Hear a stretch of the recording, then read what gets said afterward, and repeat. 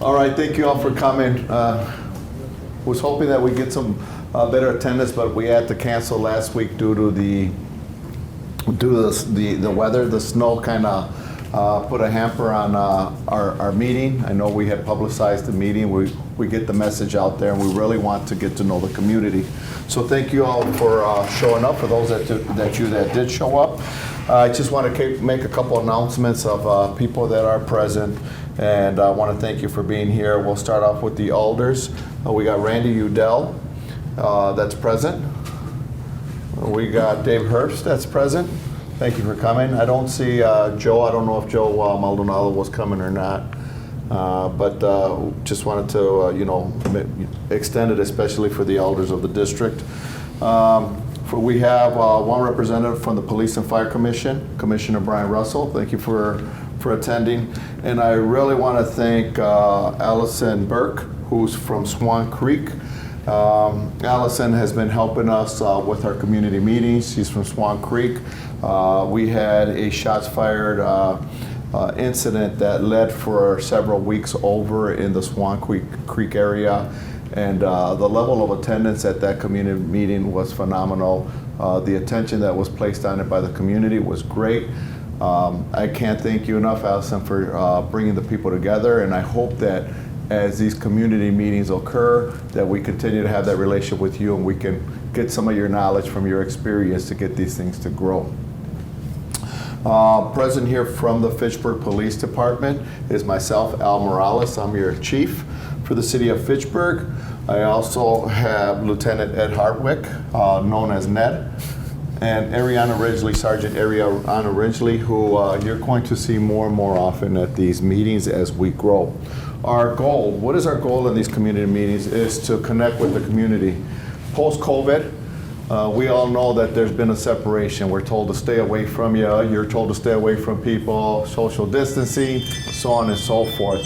And the purpose of this is to get back to some normalcy, get to communicate with each other, for you to know who the police are in your neighborhood, and for us to know who are the residents of that neighborhood so that we can work out problems.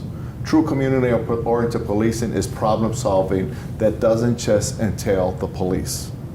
It requires you to do some work with it as well, your involvement. And the perfect example was Swan Creek. I hope that continues to grow. I'm not here to give you the presentation. I'm here to do the introductions for you to get to know who I am, what we want to accomplish in these meetings, but pass it on to our staff.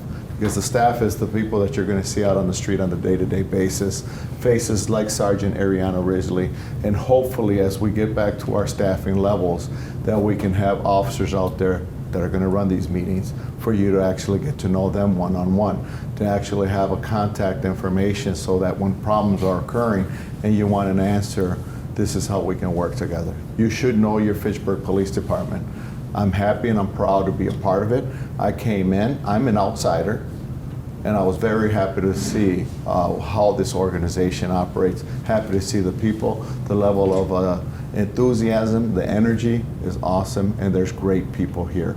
So with that, I'll leave it to Ned to start off the presentation. All right. With that, I want to thank Redeemer City Church for allowing us to use their beautiful facility here. They wanted to have this be a place where the community could come and gather, and I wish we could have filled up the room a little bit more, but we can all have an open conversation and talk about a few things hopefully here. So we're just going to talk about a few things here related to the police department, give you a little background. I think it's important to kind of have a level playing field as we talk about challenges and things that are going well. And some concerns that we have. And then we would love to have questions and some conversation here. So we'll run through a few things here. As the chief said, my name is Ned Hartwick. I am a lieutenant, one of the 2 lieutenants with the police department. So right now I oversee our investigative side, our dispatch, crossing guard, our court liaison, and our social worker, which I'll touch on just a little bit here. as we give a department overview. These meetings are one of my favorite things to do. I used to love coming to the Jamestown Neighborhood Association. I'll recognize Jeff Rollinger here, the former president of the Jamestown Neighborhood Association as well. It's really important for us to connect with neighborhoods in a neighborhood setting rather than having one giant meeting across the city. And we're hoping that these meetings kind of generate some of that neighborhood engagement. So with that, we'll talk about a few things that are kind of special to Fitchburg here in the sense that we grew, which is not something geographically speaking that every community does on a regular basis, but late last year we added just over a square mile with the town of Madison attachment.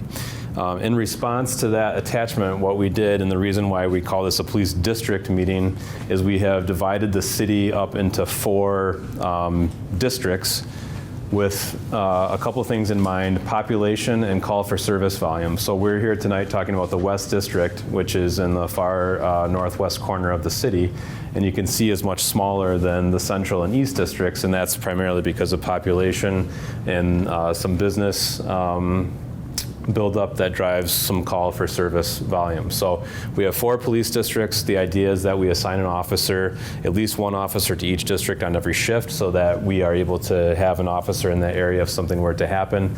As we have more officers working on the shift, then we add additional officers into the North and West districts first, because those are our busiest areas, and then other officers would move into Central and East to have potentially 2 officers in every district. With the town of Madison attachment and the continued growth, we're adding roadway in the city. So that means more roadway to plow, maintain, and also more roadway to patrol that potentially might generate speeding concerns and those types of issues that come up when you have traffic involved. Our population is growing in a number of ways, and then the other unique aspect of our city is that we have 3 school districts that we work with on a pretty close basis, because we have students that are living in Fitchburg, attending schools. There may be problems in schools. We get regular phone calls about an issue that happened at Verona High School or middle school, and then at the bus stop something might occur, and they want us to be there proactively. So we still have to engage with the school districts on a pretty frequent basis. We also have 2 Verona schools, Oregon Elementary School and Eagle School in the city, which require us to be attentive, and we do security planning and some drills with them. So getting back into the West District here, just so you can see a little bit closer. So this does catch the Orchard Point development, and then all the way up to our northern boundaries, and then all the way over to Seminole Highway. So the West District, as you're familiar with these areas, we have a high degree of some dense housing towards the north end there, and a lot of residences and a good mixture of businesses as well. So back to the police department here. This year we added another member in our sworn strength, but we'll talk about why that number is a little deceiving here. So we have 55 sworn personnel. We added a 9th sergeant, so we have 24/7 supervisory coverage from sergeants, and that brings us to a total staffing of 72 people, both professional staff and sworn. What that translates, though, down to the community, and this is often kind of the, I think, shocking part, is that on any given shift, we may have as few as 4 officers working in the entire city with 1 sergeant. So if you remember going back to the fact that we have 35 square miles to cover, and on any given day, we might have a call that takes 2 officers, 3 officers, 4 officers, and so now that leaves the rest of the city unaccounted for as far as proactive patrol. This is perhaps a challenge that I would consider to be our biggest challenge, and I think Sergeant Ridgely would agree here as it relates to staffing right now. And this is a challenge that isn't unique to just the Fitchburg Police Department or Dane County in general. It's law enforcement. But you can see right now that we have 8 vacant positions out of our patrol staffing. Okay, so that means that on every shift, we have 3 shifts. We work 8-hour shifts. So on every shift, we are down officers, and we tried to spread that out as evenly as possible. But we have shifts that are busy. Second shift is constantly busy, just because of the number of people that are in the city and the type of activity that's going on.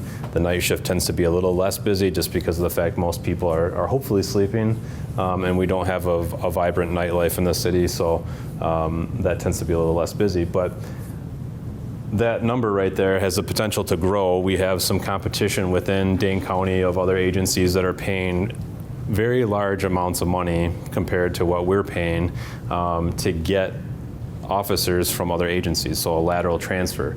We have done some things to try to address that and improve the situation on our end to give officers credit for their service at other agencies, but we are still not having the same luck that another agency is in Dane County, that being the sheriff's office, in the sense that they're able to leverage some other funding sources to pay quite a bit more money. So now we'll talk a little bit more about some statistics. I don't want you to focus too much on the numbers because they're not going to mean a whole lot to you in the exact and specific numbers, but I'll talk about some general trends here. So one of the biggest metrics that we look at are calls for service, and that's anytime someone calls 911, someone calls our non-emergency number, or an officer is out on patrol and maybe does something like a traffic stop or does foot patrol, or maybe even just sits in an area where we might have a neighborhood speeding concern where someone on Chesapeake is saying, hey, there's cars that are speeding through here. An officer will park their car, turn on their radar, and they'll intentionally sit there to watch for speeders. So that generates one of these numbers down here, the officer initiated. So you can see a couple trends here. In 2020, much like every other aspect of life interrupted, I think the normal flow of activity for everyone. We were intentionally having less contact with people, just like the rest of the world, and so some of our numbers decreased. We had people staying at home, so we didn't have a lot of things going on out in the community. However, we did see some reckless driving that started in 2020 here and has continued. I think 2020 rewired a lot of our brains in a number of ways, and how people behave on roadways and just life in general now has kind of changed. So you can see we kind of had a bit of a dip in all of our activity, and now it's kind of creeping back up there as far as 911, which are higher level priority calls. And again, the citizen generated are when people call our non-emergency number. So just a general trend here, you can see we're right around 24,000 calls for service when you total that up each year. Do you have any sense that the citizen generated is down because people are saying, it doesn't, I've had this related to me, well, we don't call because nothing happens. Have you heard that comment? It's not one that people have related that to. Yeah, absolutely. We see, I think for a couple of reasons. One, people see that nothing or think that nothing happens. They also think that if someone, say you wake up in the morning, you find that someone's gone through your car but nothing's taken, they think, well, that's not important. The police don't need to know about that. They have more important things that they need to do, right? And so what happens though is then we lose out an opportunity to capture that data point, and then maybe that resident doesn't know that 3 houses down there was a burglary, and 2 houses down there's someone with a Ring camera that could have captured what's going on there. So we get an incomplete puzzle piece. The other phenomenon that I think that we have seen recently too is that people just assume that someone else is calling. You hear fireworks, you hear gunshots, you just assume, well, I'm not gonna call because Jeff's gonna call. I'm not going to pick on you all night, I promise. I think your point is well taken in the sense that sometimes people just assume that nothing's going to happen. I also think too that a couple of things have occurred in the sense that we are seeing some more submissions to our website. There's a desire for people to do things electronically, to send a text message. The 911 center, for example, does take 911 text messages. So people are looking for other ways to communicate, and they don't want to pick up the phone. I mean, you look at how people order pizza these days, and it's all done on an app in order for, no one wants to pick up the phone and actually talk to someone. So that's one of the other challenges. The other challenge too is I think a lot of people just don't necessarily know that they can call a non-emergency number and not be talking. I mean, if you call a non-emergency number, you're going to talk to a Fitchburg employee that knows our city, and not a dispatcher downtown. And no offense to them downtown at the Dane County 911 Center, but they're just not necessarily aware of that level of service. So zooming into the West District, and again, if you can remember the diagram there, the trend kind of follows. There is a little bit higher uptick in officer-initiated activity in the sense that I think we've been fairly responsive to some speeding concerns and trying to be over here on a little bit more proactive basis. So I think that accounts for some of that this last year. We also try to get out of our car and walk around. I know the chief had spent some time walking through the neighborhood, and that's something that we really like to do. However, the caveat with doing foot patrol like that is now you're out of your car and you're walking from your car, and now a call comes in, and so that has to be balanced when we have 4 to 5 officers on the road. That's something that we try to balance out. Violent crime. Hey, Ben. Really quick, sorry, if I asked a question about that last one. Could you just go over the other? What I know we talked what that entails, and why would there be an uptick in the other? Capturing data is always not always the most perfect. Especially when you try to distill it into 4 categories there. The other does capture the web submissions. It also captures things like someone walks into the police department, but those categories become so small that we didn't want to have a giant graph with all these things, but great question. Violent crime, these are the things that capture a lot of attention. If you remember back, there was 1 homicide in the West District in 2018 at the New Fountains apartment complex. And since then, we have had, I'm not sure, those ones in there, those are not gun or violent related homicides in there. I think those snuck in there due to some coding issues as far as it relates to a non-violent homicide, so I apologize for the discrepancy in the ones there. But the robbery is the one thing that I wanted to draw attention to here. This does include business and banks. And so that includes things like the Quick Trip or PDQ that had been robbed. There was a couple bank robberies in there. The one positive that I will report in here is that person robberies, where you have a single person in a parking lot that's reported getting robbed, those have decreased in the West District and citywide. So gun violence, this is what one of the things that I want to talk about just because it's fresh in my mind. Here you can see, and as the chief mentioned here, I can just pass this around. We had 31 instances of shots fired that were verified last year. Several of them which were over in the Swan Creek neighborhood, but the rest of them were spread around the city. So that bag that I'm passing around there represents 66 shell casings that we recovered at shooting scenes last year. So if you think about that, each one of those bullets is a bullet that could have gone through somebody's house, somebody's car, or a person. Now, I don't think that there's an acceptable number of bullets to be floating around out there, but to me, that's alarming. So each one of those represents a casing that we located at a scene, and often we don't locate every casing. Why it's fresh in my mind, and going back to your question about people calling, we had an incident last week on the east side of the city where 28 casings were recovered. Does anyone want to guess how many people called? You're guessing 5? Yeah. Anyone else other guesses? 0. 0 people called. Lieutenant, is it perhaps from a societal perspective, there's becoming normal for some people to hear the shots and just go. Absolutely. Because, you look at, clearly there's a trend, there's an uptick. I mean, 22 is double, from 18. And so does that, for people in the community, does that begin to get numb, right? To get used to. Yep. And then it's not that big, unless you're being shot at or you're almost being shot at. Absolutely. Yeah, that is, I would wager to guess, is exactly the reason. 11:50 at night. I just want to talk about a little a study, and I think you can Google this. And not that we need this technology, because this isn't technology we need in Fitchburg, nor do I want it.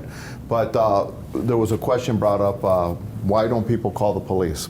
If we ask for you all to call the police right now, we'll be inundated, and I can tell you the staffing issues we have, we will not be able to accommodate it, but I do want you to call the police.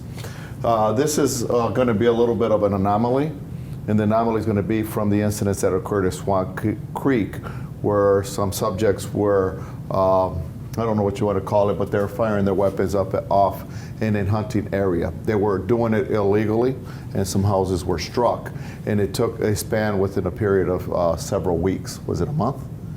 It was almost 2 months. So that accounts for 4 of those that are up there. Right, and those incidents that occurred in Swan Creek, not very many calls at the beginning.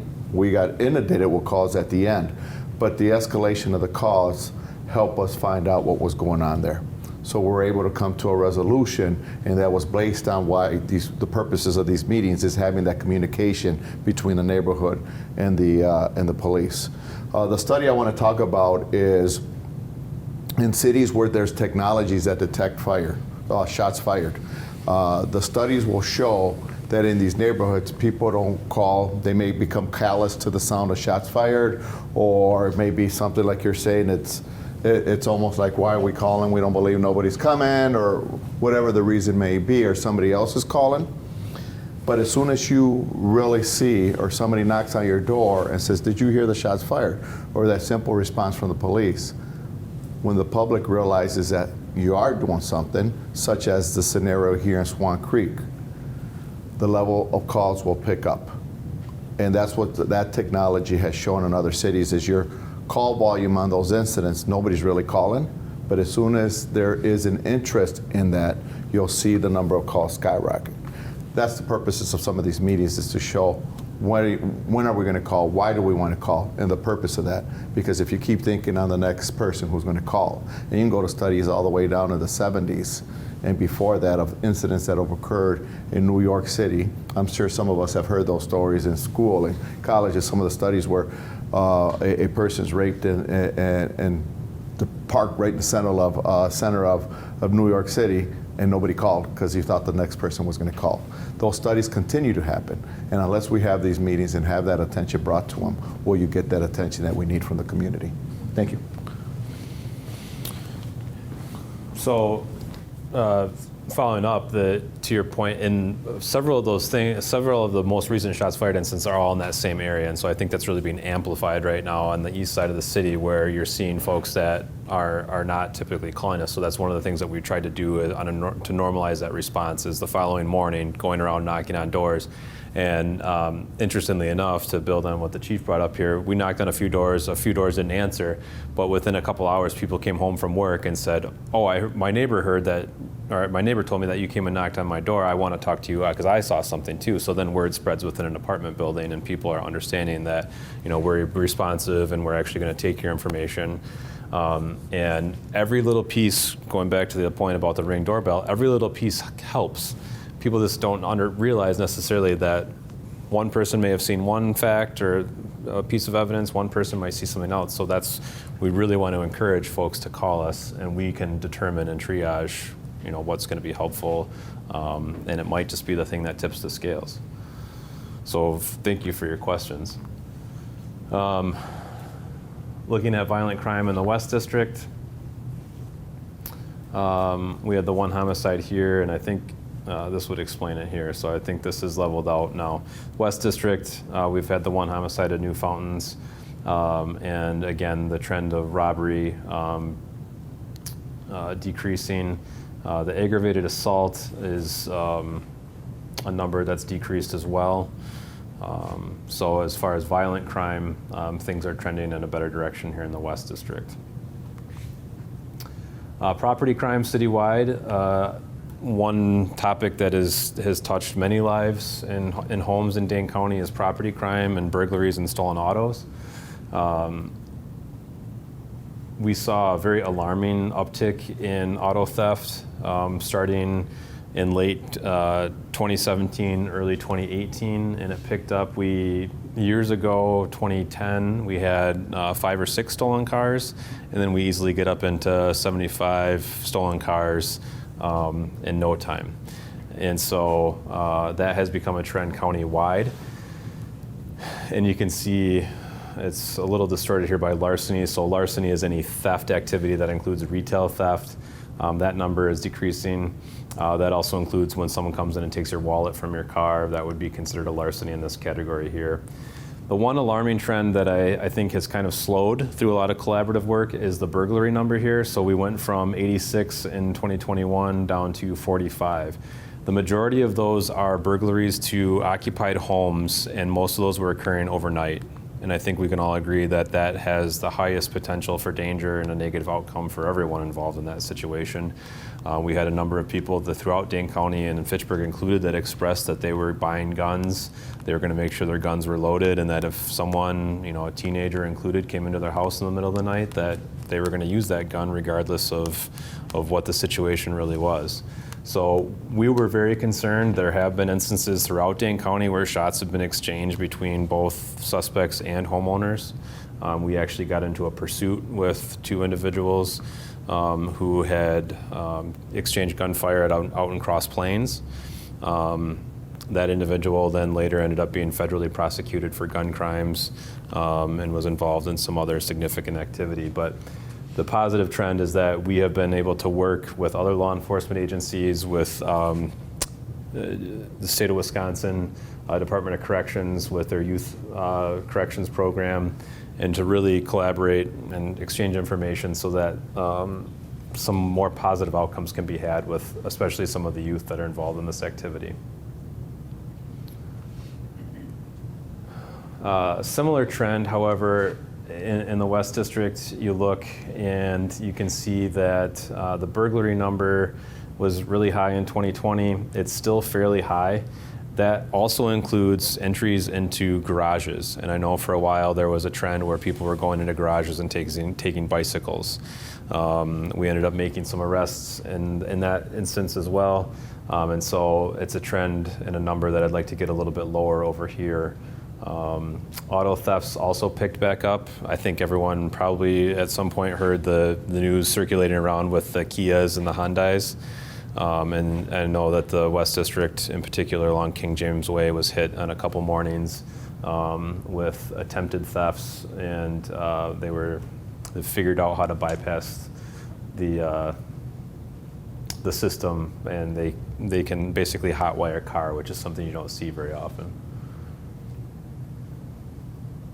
So that summarizes the statistics portion of my presentation. What questions, I know you guys have already asked some questions. What questions, concerns, this is really the whole purpose of this conversation here, is to have 3 of us here, feedback, issues. How much recidivism is that? So I would say if you were to look at all the youth property crime, because that's one of the big areas, especially with youth, is that there is a high degree of recidivism, in the sense that a lot of youth are held in the youth justice system for a very short period of time, and that's kind of by design of the youth justice system. And then they are tracked and services are offered, but we're seeing a lot of repeat offenders. I mean, we see kids that have been in cars, stolen cars, that we have actually caught, 9, 10 times very easily. I can think of a 12-year-old that we dealt with a couple years ago, that he had been in so many stolen cars that he couldn't count how many stolen cars he had been in. And this was a youth that we had actually been working with when I was still in patrol, and another officer who's now a detective. We realized that at age 8 that he needed some extra attention and help, and so we'd worked with him. We actually worked with the golf course on the east side of the city to get him involved in a program, and he has continued down a different path, unfortunately, and continues to be involved in that type of activity. So to answer your question in a very general fashion, I don't have the rates. It's fairly high. There is a lot of effort within Dane County to provide programming, to provide resources not only to the youth but to the families. But it takes a really concentrated effort to get that accomplished and reduce that. The question I had to probably have a bright answer. Are we ever catching people? Are we solving any crimes? Do you have any statistics on that? Because that's the one I get asked about. I will say that our clearance rate is significantly higher than a national average on a crime like that, because what we see is a very small group of individuals that are engaging in this activity. And thanks to surveillance cameras that are out there on your doorbell, hanging above your garage, and fortunately, thank you to distinctive clothing that people like to wear, we're able to put together patterns and work with other law enforcement agencies. We actually facilitate a weekly meeting we invite every law enforcement agency in Dane County. We invite the Department of Corrections. We have people that attend from Dane County, Human Services periodically that work with the youth, the social workers, and so we're able to very quickly identify a lot of these individuals. But it's really hard when people don't report it. Yeah. Okay, so. Another question, Jeff? A couple of comments more than anything else. Number one, I want to thank the Fitchburg police and Dave regarding response to the incidents in Valley Forge last fall. I think that was a very productive neighborhood type of situation. I heard a lot of good feedback from people after that. Second comment I have, which has been kind of an underlying theme tonight, is in terms of staffing and personnel. And I know this is a continuous problem for the city. It was a problem pre-COVID. I mean, we would hear reports often in our neighborhood association meetings where there was a lack of resources in the city. And I'm not faulting anyone, but I really think, and I'm speaking mostly to the political aspects of the room, that's something that we've got to look at in the city on a long-term basis, because 4 officers in this large of a city, and if we have one incident, that's going to leave us vulnerable. And that's always been my fear when you were reporting that type of stuff to us. I mean, I didn't say it out loud, but it's like, what's going to happen if everybody gets pulled over to one side of the city, or somebody gets astute enough that they know they cause an incident on that side of the city, that means they can go to the other side of the city and do whatever they want. And I know there isn't I'm going to call it mutual aid aspect to police enforcement, but I think it's getting to the point where if everybody's in the same boat in terms of staffing, that's something that's got to be looked at. And that's a point that we have discussed internally, and I think across the county there's been a realization that we're fortunate to be surrounded by so many agencies. We border Oregon, we have Verona, but I can think of instances where Madison Police Department, either due to staffing or their call volume, they can't respond. And so if you remember several years ago, there was a fight with 150 people at the corner of King James Way and King James Court, and we're on the radio screaming for help, and the first people that get there are from Verona. And so, I mean, to me, that's concerning. So we're there with 5, I think we had 5 or 6 officers on scene, and then we had 2 officers from Verona there several minutes later.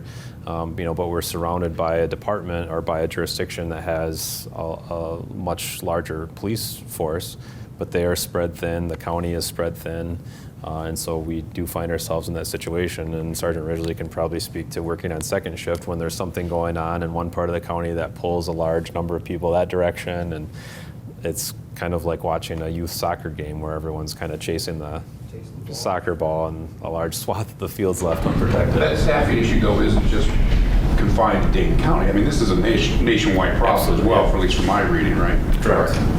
It's also not helpful. I'm not to say that that's the, I mean, Yes, it's frankly, it's something that's happened nationwide. Some cities are recovering. The east side of the state, there's many cities in the Fox Valley that are starting to fill in.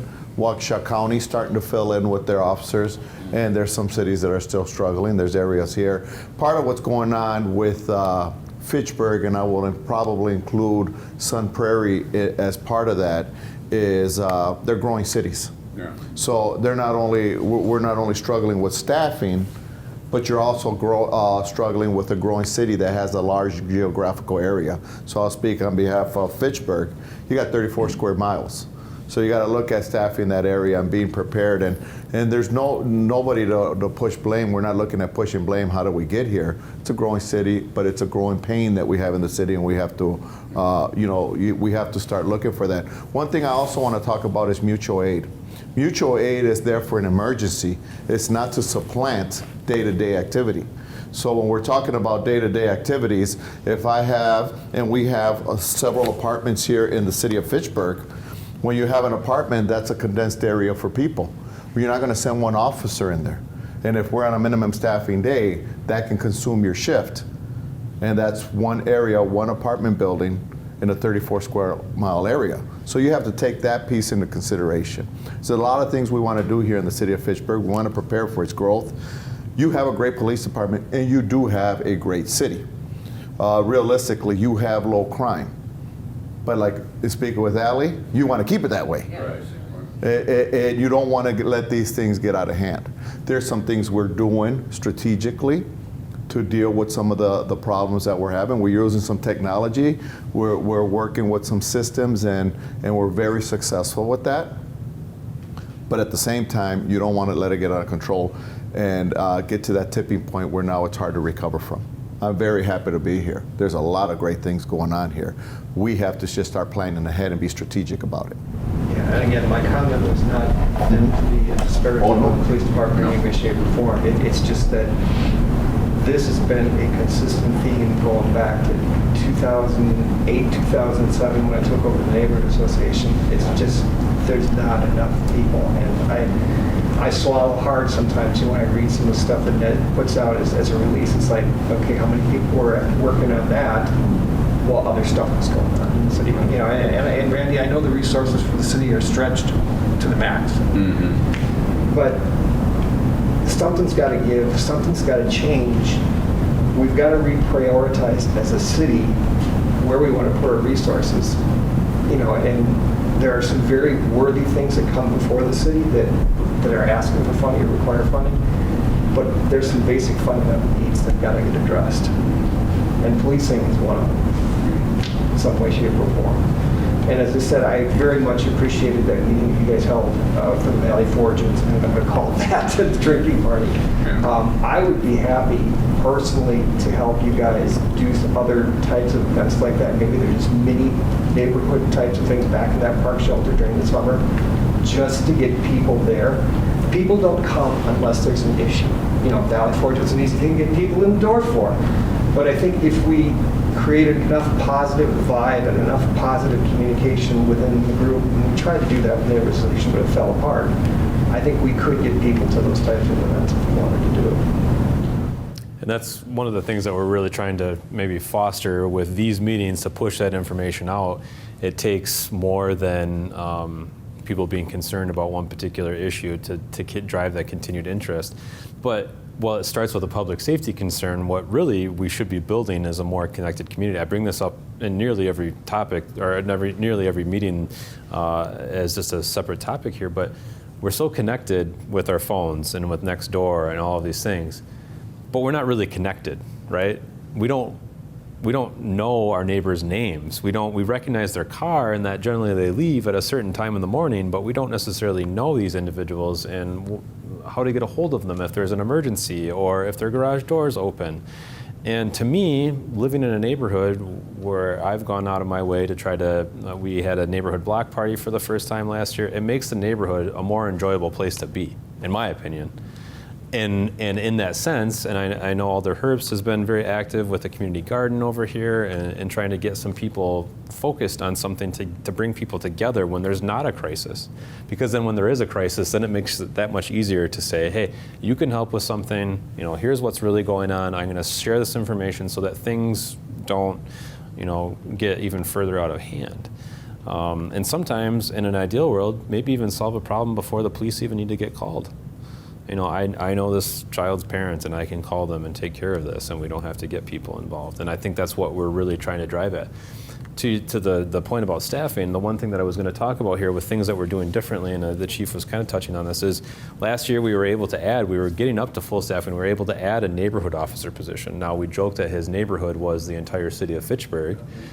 But we had a neighborhood officer. Because of our staffing, he has been since promoted to sergeant, and we're not able to put someone in that dedicated position. And we have a lot of opportunities for officers here, but ultimately they get pulled away from those things because they have to come out and take calls for service. And so his whole focus was meeting with neighborhoods, trying to get neighborhood meetings going, planning the night out event, and all those types of activities. And so on top of that, we added another opportunity to have someone in the detective bureau, have a patrol officer be in the detective bureau temporarily to get them experience in there so that then they can come back to patrol and help patrol officers investigate crimes as they happen. And then we have added a half-time social worker position.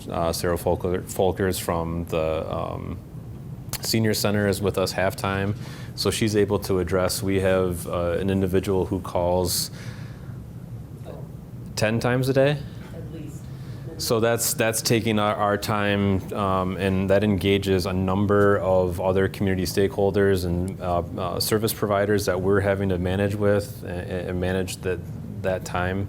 And so she's trying to slow those and come to some sort of resolution. So that's not coming into our dispatch. He's calling 911. We're just having to send officers over there. And so we're trying to think a little bit more efficiently with things. But it would be great if we had officers that could be out in the neighborhood, that could be out focusing on the positives in a neighborhood, in the park, rather than just responding when the bad things are happening.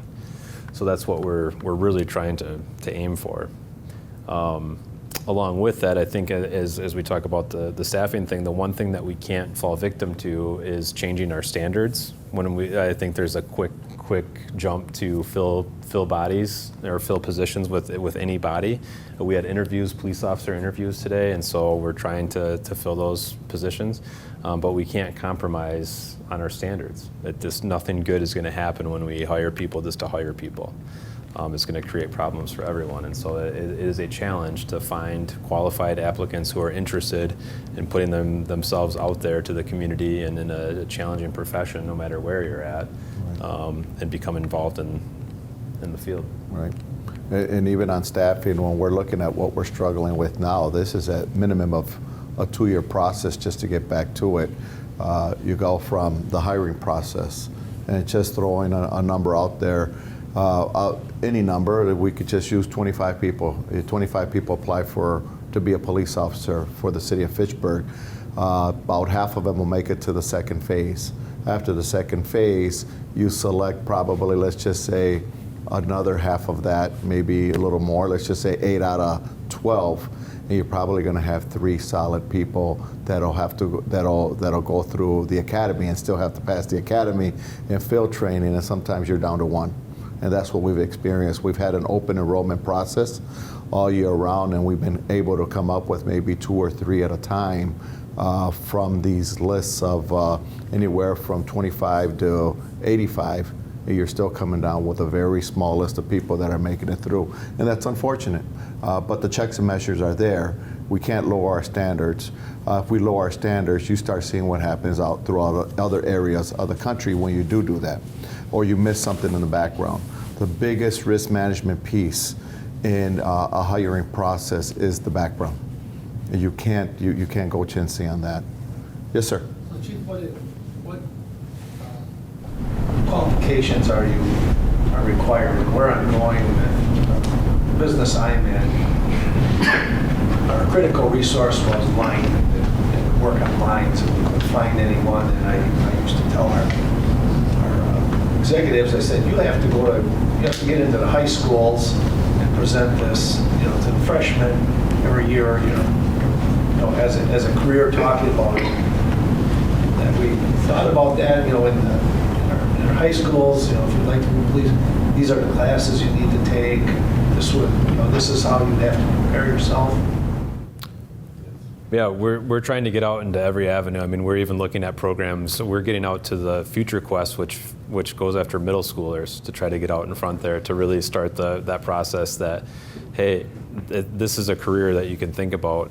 The qualifications, are not too hard to overcome as far as looking at the minimal qualifications. So yeah, we're looking at any and every avenue, and also trying to recruit folks that are non-traditional, that aren't coming up through the ranks but may be interested in switching careers. So we're looking at all avenues for recruiting. Is anyone here interested? Okay. Other questions? I'm just going to wrap up with a few more things here. I won't keep you all night unless you want us to. How soon or how important is it, or do you find the need to replace the community police officer position? It's extremely important, but we have to be able to respond to that call for service before we put somebody out there. So with the bodies that we're short, we have to fill those positions before we can get somebody out there, which means in these next hiring processes, realistically, I can't see us putting that community officer out there till after they come back at minimum from the academy, which means if we're hiring now, we have academy classes possibly open at the end of May, June, and getting them that class, they're 5-month academy courses. Once they get out, they're able to go out to field training. So that officer that's on field training goes for a minimum of about what, 4 months. 4 months minimum, and that's passing all the steps in field training. So if we at least can get them out there, they're partnered up. They don't go out on the streets alone until they complete field training. But if we at least have that staffing, then we're able to accommodate a community officer. So we're talking about probably not having one for this year. So are you recruiting specifically for that? I mean, like, in what you're putting out, are you saying we, in addition to officers that we're looking for the area of Fitchburg, we're looking for a community officer for this particular community or this location within this community, or literature that goes out in that area that says if someone's interested in that area, that lives in that area, we're looking for this? You have to be a police officer, so that community officer has to be a police officer. One thing I will say before you put a police officer, and that's considered a specialty unit, you're going to have to get some experience because you're going to need that before you get out there, just to mitigate certain risks that may happen from being that community officer with less supervision. So it's going to take a while, which means most likely that field training officer that's training the new officer won't be able to apply for that. And we have those during the interview processes. There's officers that say, I want to be a community officer. That's great. Here's the pathway to get there. That comes often a lot, and most often it's the ones that take some type of police science courses at a technical school, or even take some college level courses where they see that and they ask for it.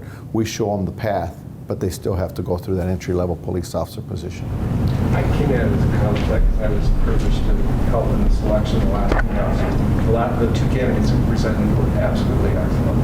I mean, we were torn in terms of making a choice. Yeah. So to just further build, so we do when we advertise for the general police officer position, we advertise that that's a specialty assignment, in addition to being a field training officer, a detective, a canine handler, and one of the most common things that we see is people apply to be a police officer and say, I want to be a detective.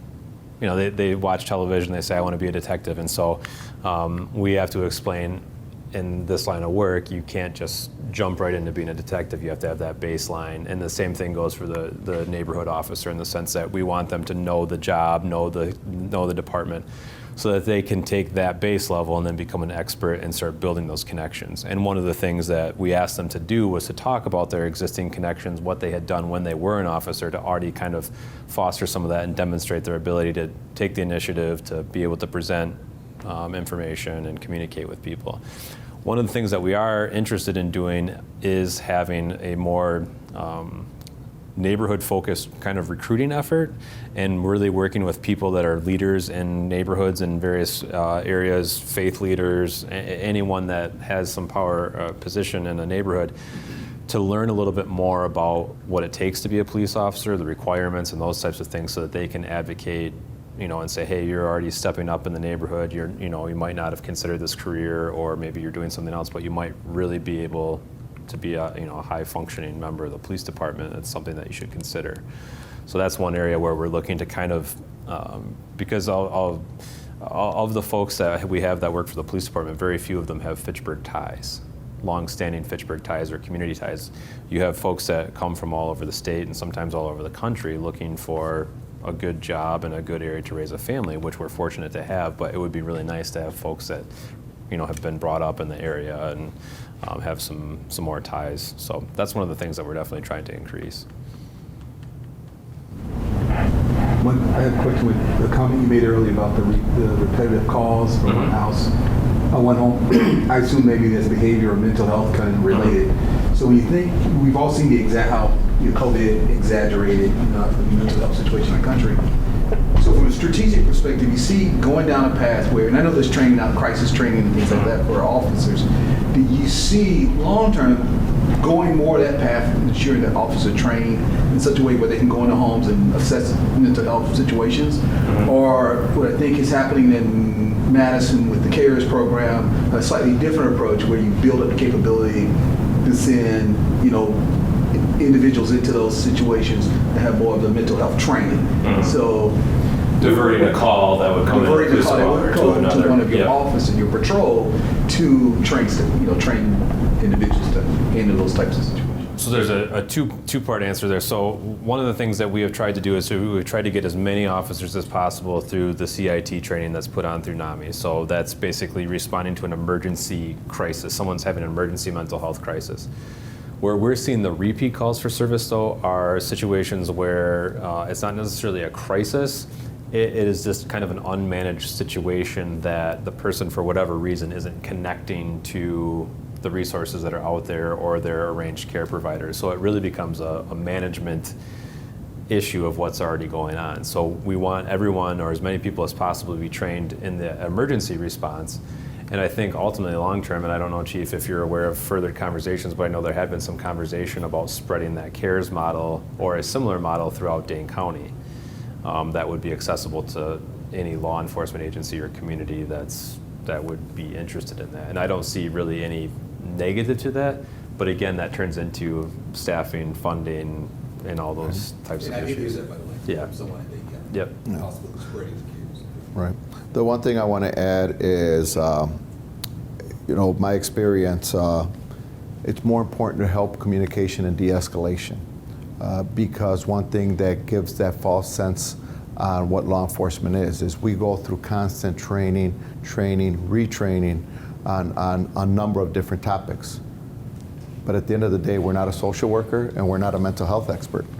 So for me, I want to train our people on how to communicate, how to de-escalate. And there's simple, I wouldn't say simple, but there's repetitive training that goes in, I call it crisis negotiations, where you're able to negotiate under stressful situations, but at the end of the day, the purpose is de-escalate. Whether that person's having some mental health crisis or that person is simply, homicidal, suicidal, it doesn't change the method and how you communicate because you're trying to de-escalate it. And you're using more listening skills than talking skills. I'm a big proponent of that because at the end of the day, the turnover in law enforcement and the number of training that you have to go through, different types, and recertifications on a number of different levels, I think it's more important to learn how to communicate and de-escalate than to understand mental health, and that's what some of the other things push you to, because at the end, there's experts for that. Those are the social workers. Those are the mental health people. And if we have, there's programs that get those people out to help the professional, to help the police officer, and that's great. But we got to be very careful at that, because we can say we're training all our officers on CIT. CIT is great, but we're still not mental health experts. And that's what we have to be clear. And it's very tough to put that burden on a police officer. And just to follow up real quick on that, so I think the whether it's CIT or the crisis negotiation, comes down to communicating, but it also comes down to recognizing when a situation, what's really going on and diagnosing the situation. And our officers have become much better across the board at realizing that and taking time to assess a situation and not having to rush into it. People have become more comfortable with that concept that just because someone calls right away, the best response might actually be slowing things down and assessing what's going on. And so it's that skill set, it's that ability to slow things down, to de-escalate. And sometimes you de-escalate by not even showing up. Sometimes it's managing by phone calls, getting a care provider, recognizing this person as a repeat caller, and managing that. So I think that's probably one of the better skills that has come out of this kind of how can we rethink our response to mental health in general. So that's the direction that we've gone in and we'll continue to go down as far as just managing a response better. And that's where our social worker position has definitely come in the sense of we're able to assess, hey, this person doesn't need us to come out. If we come out, it may escalate the situation. We're going to pass this person off to an acute care provider and then maybe to our social worker to follow up the next day. So it has really become, instead of just chasing calls and going 100, lights and siren to get somewhere and trying to solve the situation immediately, it's really slowing things down, thinking things through, and having those base level skills to talk through a situation or troubleshoot. Other questions?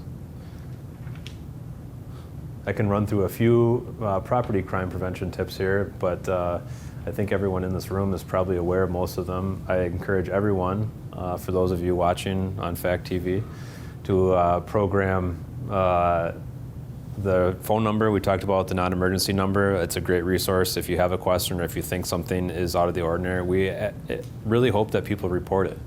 A lot of times we'll be investigating things, knocking on doors after something happens, and they'll say, oh yeah, I saw that car. It was driving with no headlights at 3 o'clock in the morning and looked like they were delivering something, but they're actually checking locks. We would rather find out about that at that hour of the night rather than waiting until the next morning. So I encourage people to have that number in their phone. They're that much more likely to call us. Again, knowing your neighbors and exchanging numbers. If you have an issue, open garage door. We still, whenever we can, get out and try to get people to close their garage doors. I know no one likes to see a police officer at 3 o'clock in the morning because people think worst case scenario, but we do get in the habit of, when we can, go out and ring a doorbell and say, hey, your garage door is open. I'd rather wake you up at this hour of the morning than see you 5 hours later when your car's been stolen. So we still do that. And this is a piece that I think, as we're all drawn to our devices and we want to spend time taking care of what's next, we're not necessarily as aware as we could be, whether it's in our neighborhood, you're out driving on the Beltline, paying attention to what's going on and staying alert. In your neighborhood, you know it best. So when something's out of the ordinary, use that number and call us. We try to stay active on social media, push out updates. Community Crime Map is in a way that you can stay engaged with calls for service in your neighborhood and see what's going on. It doesn't give you all the details that the nosy neighbor wants to know, but it will at least give you a basic idea that we were there for, a burglary or a fraud or whatever the generic case may be. This is kind of a piece I'll close on here as far as routines. If you don't have a nightly crime routine, crime prevention routine, I hope that you would consider one. Every night, do the same thing so you don't forget something. That means making sure your garage door is closed, doors are locked. And the one thing that I toss out here, just because it's kind of caught people by surprise, is to conduct a security audit. So think about where your spare keys are. If you gave that to a dog walker, a babysitter, who might have that, who might have a code to your garage door, and consider changing those things if you can't account for all the things that are out there. And one thing that when we were investigating a lot of the stolen auto cases is that we found that some car companies actually put a valet key in their owner's manual. And when they deliver that car, people don't necessarily get that information from the salesperson. And so some enterprising youth were able to figure out that a particular brand of car was susceptible to that. So if the car was left unlocked, they'd go in, they'd find that owner's manual. Most people don't bother opening that up anymore. And they find that valet key and are able to steal the car. So again, be aware of your surroundings, be aware of your property, and engage with being an active partner in crime prevention is my closing message. I thank you for your attendance and your questions. And we will be on tour for the rest of the year. Our next meeting is going to be toward the end of this month at the fire station for the Central District. So if you want to see if my presentation improves any and provide me feedback, you can come to that meeting. And it is really nice to have you. We want to have some of these meetings really pick up. I hate to say it, but there's a crisis and it's standing room only. And they want answers. Why didn't we know this? If we're going to continue to do this, whether we have 100 people or whether we have a few people, but it's important. I think if once it catches on, you brought the proper example. You had a lot of music. A lot of people came over there on social media. Yes, and what actually solved that? It was that meeting where people in the neighborhood says, "I know the person who lives there. I'm going to go talk to her because she heard about this meeting and she's fearful that we're coming to take over that house." And it was just simply the community that's around there. And from what I know of, I think it's been taken care of, right? And that's what these meetings are about. It's doing some of those things. That is truly community-oriented policing. But we can't accomplish that without the community to play their role. So I hope they grow. I really do. Thank you. Thank you. Do you have a couple of minutes? Yeah, I do. I want to. I'm going to work on those goals. Right? There's something else.